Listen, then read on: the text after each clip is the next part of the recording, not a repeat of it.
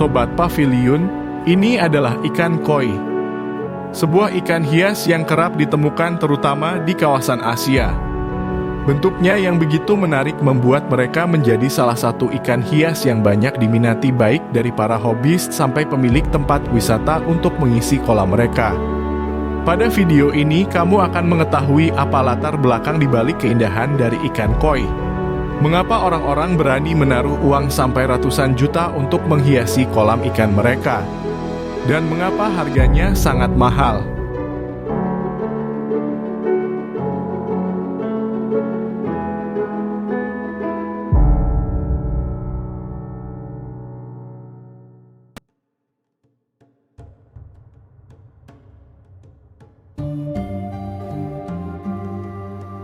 Sebagai konteks, koi merupakan sebuah jenis ikan yang berasal dari Jepang. Tepatnya pada kota Niigata, Jepang. Kota yang dinobatkan sebagai salah satu kota dengan pertanian termaju ini memiliki peranan penting dalam pengembangan bibit koi yang kita kenal sekarang. Sejak 200 tahun yang lalu, kota Niigata terkenal dengan jumlah produksi beras terbaik di Jepang. Tidak heran Niigata bisa memiliki sebuah pemandangan sawah yang terindah di negeri matahari terbit. Akan tetapi berbeda dengan petani di Indonesia, 4 musim yang dimiliki Jepang membuat pekerjaan para petani Niigata selama 200 tahun memiliki tantangan yang berbeda. Tantangan terberat mereka ada ketika musim dingin melanda yang dimana suhu bisa mencapai negatif 20 derajat Celcius. Para petani beras Niigata telah mengembangkan berbagai cara untuk terus bertahan hidup selama musim dingin tersebut. Dan salah satu cara yang terbukti efektif bagi mereka dalam menyediakan makanan untuk keluarga selama musim dingin adalah dengan mengkonsumsi ikan yang mereka pelihara di sawah. Namun Sobat Pavilion pasti bertanya, ikan apa sih yang bisa hidup di air, yang dinginnya setara dengan es krim yang kita biasa beli? Jawabannya adalah ikan koi. Akan tetapi ikan koi yang biasa mereka konsumsi dulu bukan seperti koi yang kita kenal sekarang. Ikan koi yang mereka konsumsi saat itu berwarna hitam dan cenderung lebih kuat daripada kerabatnya yang dimanja sekarang. Ikan koi hitam atau sebutan lain yang lebih familiar adalah karper mulai memasuki ke kota Niigata sekitar tahun 1804 hingga 1830. Pada masa itu mereka merupakan salah satu sumber makanan utama untuk bertahan selama musim dingin. Ikan koi hitam atau karper memiliki warna atau bentuk yang tidak begitu menarik. Mulai dari warnanya yang umumnya berwarna coklat atau keabu-abuan, sirip ekornya yang umumnya lebih kecil. Tubuhnya yang lebih ramping dengan kepalanya yang kecil dirancang untuk memudahkan mereka dalam bergerak dalam keadaan perairan yang keras serta menantang. Dan warna mereka yang lebih alami dapat menyelamatkan mereka dari serangan predator.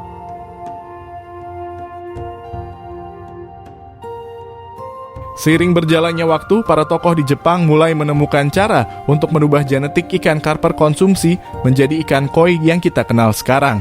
Dari hasil mutasi alami genetik dengan ikan emas yang berwarna merah.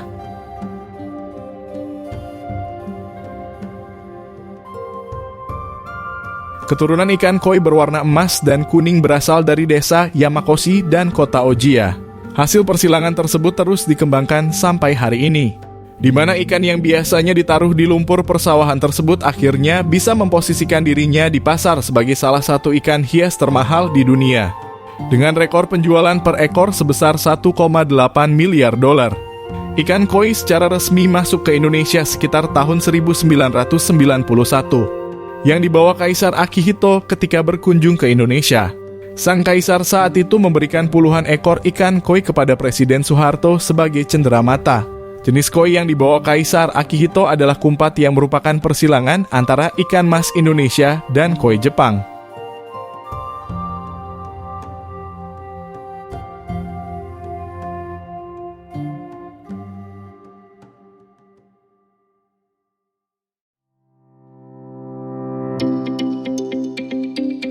Untuk menggali secara lebih detail dari sudut pandang peternak, tim Pavilion berhasil menjalin kontak dengan salah satu brother koi di Bali. Kisori Koi Farm merupakan salah satu peternak koi di Bali. Sampai sekarang mereka sudah berhasil menjual puluhan hingga ratusan ekor tiap tahunnya.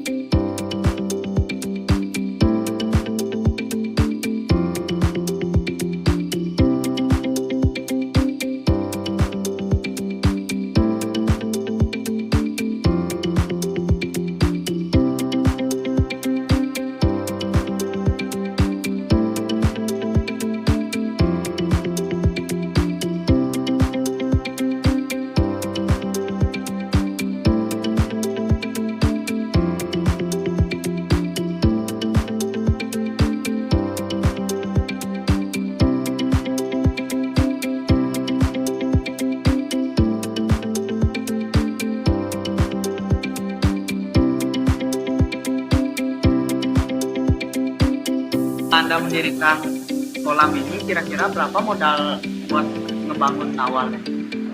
Kalau modal awal kita kan di sini itu lahan pribadi ya. Jadi kita cuma membangun kolam dan juga membuat atap dan bangunan lah, semua itu mungkin 100 jutaan lah kurang lebih untuk modal awal. Artinya selama beberapa tahun membudidayakan ikan koi ini. Keluh kesah kita itu banyak ya, apalagi tentang cuaca sekarang kan kurang mendukung untuk ikan, jadi banyak ikan sakit mulai dari kutu, jamur, dan juga penyakit lain. Dan juga dalam kendala breeding ya, breeding belum tentu juga kita breeding ikannya mau menetas, telurnya mau menetas maksudnya, juga indukannya bisa hidup atau mati setelah di breeding. Itu aja sih keluh kesahnya. Dan juga tentang backwash simple. Kalau untuk bersihin backwash dalam satu kolam itu mungkin nggak banyak ya, maksudnya nggak terlalu cepat, mungkin sekitar 6 bulan sekali, setahun sekali juga bisa, tapi tergantung dari kondisi kolam, jumlah ikannya juga dalam satu kolam itu, dan juga besar kolam. Jadi untuk filtrasi dari kolam, masing-masing kolam itu gimana? Filtrasinya kita kan menggunakan media sederhana ya, seperti jaring nelayan, batu apung, lava rock, oyster itu untuk biologisnya. Untuk mekanisnya kita cuma pakai jaring nelayan aja sih untuk mekanis. Kalau ikan sakit biasanya kita memperhatikan dari kita memberi makan. Kalau ikannya tidak mau makan, belum tentu dia sakit, mungkin kekenyangan. Tapi kalau dia sudah mojok di dasar kolam selama berhari-hari, kemungkinan besar ikan itu sakit. Itu biasanya disebabkan karena jamur atau juga karena kutu yang mengendap di dalam tubuh ikan. Ada satu penyakit itu yang sulit disembuhkan, itu seperti aeromonas ya. Itu biasanya disebabkan oleh kondisi air yang kurang bersih. Habis itu juga makanan yang diberikan mungkin juga terdapat jamur. Mungkin air atau pH air itu bisa naik turun, terlalu tinggi, terlalu rendah, juga bisa menyebabkan penyakit itu. Itu biasanya simpel sih. Cuma kita di sini menggunakan media karantina seperti garam aja.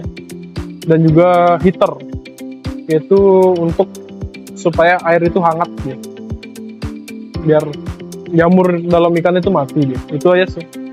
Kalau awal kita sudah pasti lihat ikannya dalam, misalnya ikannya masalah gitu ya, diem di dasar kolam, habis itu siripnya kuncup, tidak mekar gitu, kita angkat, kita karantina, masukkan ke bak karantina. Setelah itu kita berikan obat pertama itu garam aja. Setelah itu kalau udah agak parah atau semakin parah, kita lakukan biasanya itu menggunakan heater, tergantung dari penyakitnya.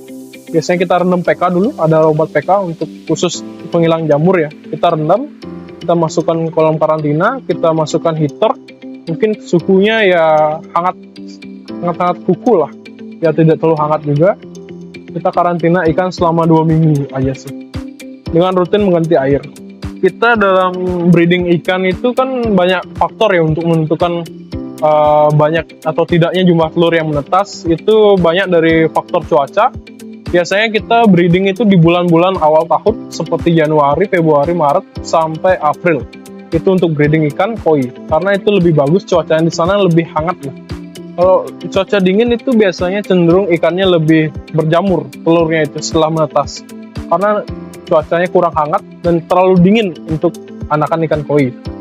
Dan juga untuk seleksi alam itu cukup banyak, karena dari Matpon kita juga ada predator alami seperti burung gitu banyak. Jadi itu salah satu penghambat atau yang bisa mengurangi populasi ikan dalam satu kolam gitu, untuk kolam tanah. Persentase ikan koi yang paling bagus itu dari 100% yang bagus itu cuma 0,1%. Jadi itu misalnya dari 100.000 ekor turun ke 50.000 ekor dalam usia 1 bulan, dari 50.000 menjadi 30.000 sampai 20.000 ekor. Setelah itu masuk ke usia 2 bulan sampai 3 bulan, kita hanya dapat 1.000 ekor yang bagus. Itu pun belum semua yang bagus. Setelah itu disortir lagi sehingga hanya mendapatkan 100 ekor yang bagus. Itu pun di usia 1 tahun. Setelah 1 tahun kita proses lagi, kita yang dapat yang bagus itu cuma 1 sampai 2 ekor di usia 1 tahun atau 1,5 tahun. Biasanya yang paling susah itu adalah ketika induknya itu belum matang secara usia telur dan juga usia indukan, dalam artian ikan tidak siap. Jadi itu biasanya banyak ikan pasti mati karena stres ya. Karena telur yang tidak keluar tapi sedikit, itulah yang menyebabkan jamur atau membusuklah telur yang keluar itu yang sedikit itu dan menyebabkan ikan mati. Itu salah satu faktor dari kegagalan breeding koi, dan juga pejantan yang kurang membuahi atau tidak bagus lah gitu untuk dijadikan indukan, jadi kurang matang juga secara usianya. Jadi itu adalah salah satu tantangan dari breeding koi itu sendiri gitu. Kalau pengaruh corak dan harga itu berpengaruh sekali, karena kalau misalnya ikan yang memiliki corak yang bagus, pattern yang bagus, warna yang bagus itu lebih mahal ketimbang ikan yang tidak memiliki corak atau ikan polosan lah gitu. Jadi kurang lah bersaing dalam harga, jadi harganya jauh lebih murah dibandingkan yang bercorak. Apa motivasi Anda tuh untuk mulai bisnis dari Ini sebenarnya basic ya. Saya kan suka ikan, jadi pelihara ikan itu memang dari dulu, semua ikan pernah saya pelihara. Cuma di koi ini saya melihat peluang bisnis dan juga ekonomis lah. Adalah di lain hobi kita juga bisa menjual ikan ini dengan harga yang ekonomis, juga mendapatkan pendapatan tambahan lah gitu, di luar dari hobi itu. Jadi cukup menjanjikan lah hobi gitu. Karena ikan ini juga memiliki nilai filosofis, juga bisa jadi melepas penat lah gitu. Jadi kan santai gitu melihara ikan. Ikannya juga bisa besar gitu kan. Bisa melihat perkembangannya dari kecil gitu, keeping sampai besar itu mulai memiliki mungkin ya kebanggaan dari penghobi lah, bisa membesarkan ikan koi gitu. Ya kita mengutamakan kualitas lah, dari indukan yang besar dan juga ikan dengan kualitas yang bagus. Kita tidak mengutamakan kuantitas. Jadi misalnya kita hanya menstok 50 ekor saja, tidak lebih daripada itu. Karena lebih baik mempunyai sedikit ikan yang bagus daripada banyak ikan yang jelek. Karena itu akan membebankan biaya operasional yang tinggi dan juga pakan yang banyak. Mendingan kita melihara 10 ekor aja daripada melihara 1.000 ekor kan. Mending lebih baik memelihara 10 ekor yang bagus daripada 1.000 ekor yang bisa dibilang kualitasnya kurang lah sebenarnya. Lebih enak dilihat gitu. Dengan prospek ikan yang bisa besar, bisa untuk show lah gitu. Jadi Sobat Pavilion, demikian adalah penjelasan kami mengenai kisah di balik ikan koi. Dengan bekerja sama dengan narasumber lapangan, kami harap informasi yang kami sajikan dapat membantu Sobat dalam memperluas pengetahuan, terutama mengenai ikan koi. Kami tim Pavilion Informasi pamit undur diri. Sampai jumpa.